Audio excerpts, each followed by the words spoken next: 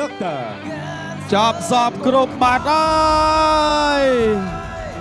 โอ้ยบาเซนทอง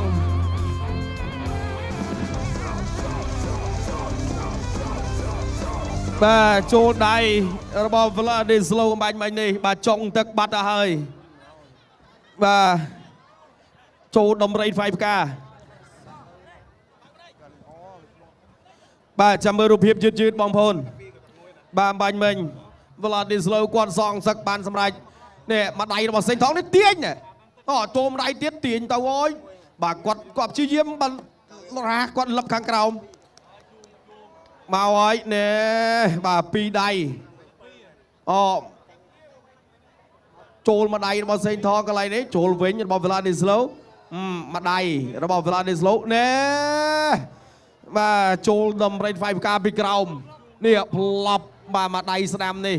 បាទចប់ទឹកលមមបាទលោកញ៉ាំរាប់ដល់10បាទមិនចង់ទឹកហើយសល់បន្តិចតែប៉ុណ្ណោះ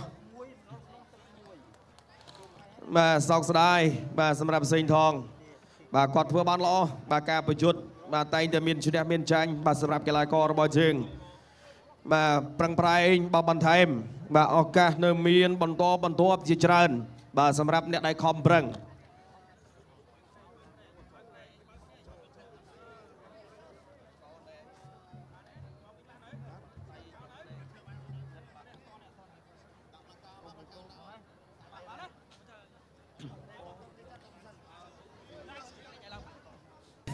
អរគុណបាទអញ្ចឹងឥឡូវនេះខ្ញុំបាទក៏សូមប្រកល់ទុននេះជូនដល់គណៈកម្មការបច្ចេកទេសប្រកាសលទ្ធផលជាផ្លូវការ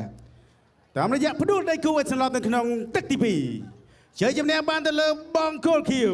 លីសេនកូ